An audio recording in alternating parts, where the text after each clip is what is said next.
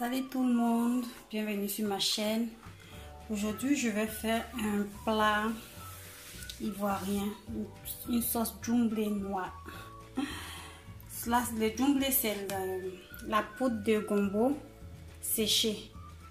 C'est du gombo séché qui a été écrasé. C'est ce qu'on appelle le djumblé en Côte d'Ivoire.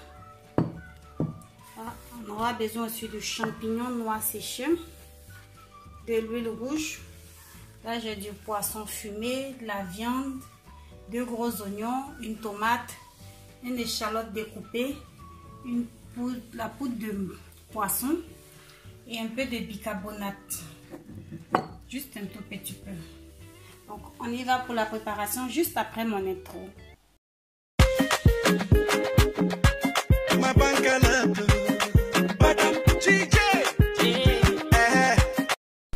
Tout d'abord, je vais tremper mes champignons dans de l'eau chaude.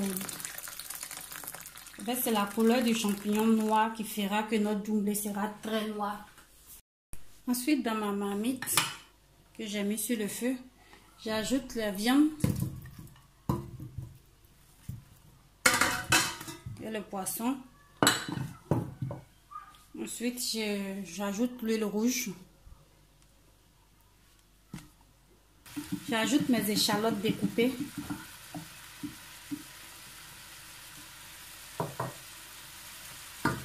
Et la poudre de poisson.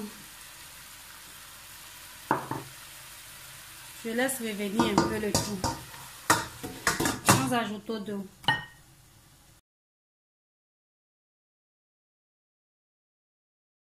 Là, je vais enlever mes champignons et garder l'eau. Je vais mettre les champignons aussi dans la sauce parce que ça a très bon goût. Là, j'ai séparé les champignons avec l'eau. Je vais préserver cette eau qui va me servir à cuire ma sauce. Maintenant, je rajoute l'oignon, la tomate et le jus. Faites attention à ne pas renverser le fond parce qu'il y a un peu de sable dans ces champs de champignons.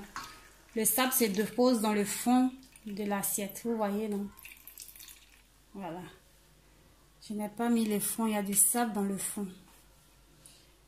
Je vais mettre de l'eau claire. Et ensuite rajouter les champignons pour cuire avec. J'ai mis 2 tasses d'eau. Et je referme le tout. Ma sauce en train de cuire. Là, je vais préparer ma poudre de djumblé.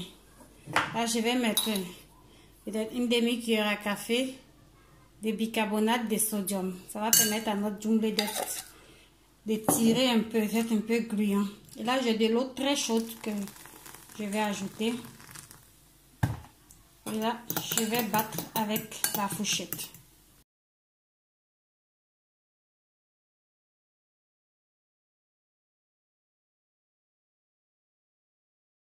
Je vais laisser reposer mon djumblé à côté. Je le mettrai vers la fin de cuisson de la sauce. Je vais peindre ma sauce avec du riz au beurre. Là, j'ai mis une échalote plus le beurre dans ma casserole.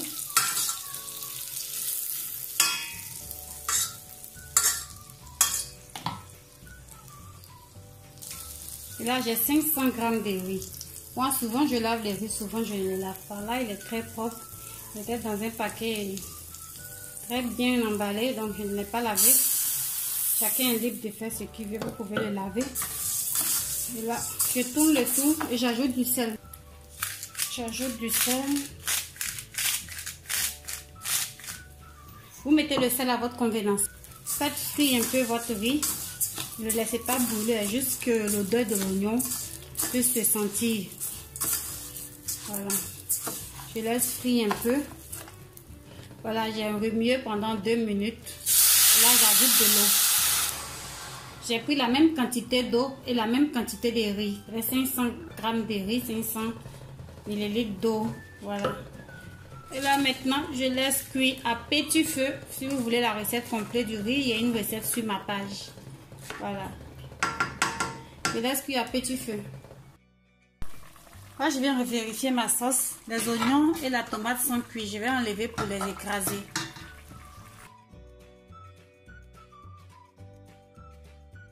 Là, j'ai fini d'écraser. Je vais renverser dans la sauce. J'ai ajouté un peu d'eau pour pouvoir bien enlever dans mon mixeur. Là, maintenant, je vais ajouter le jumble.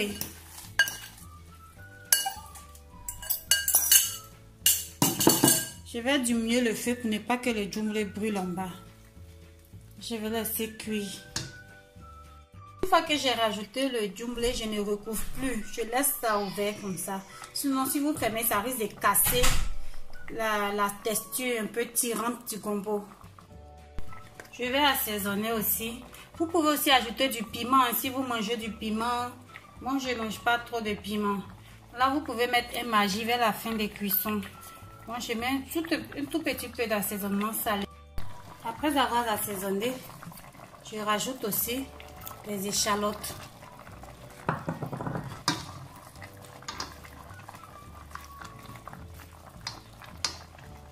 Là, ma sauce est prête.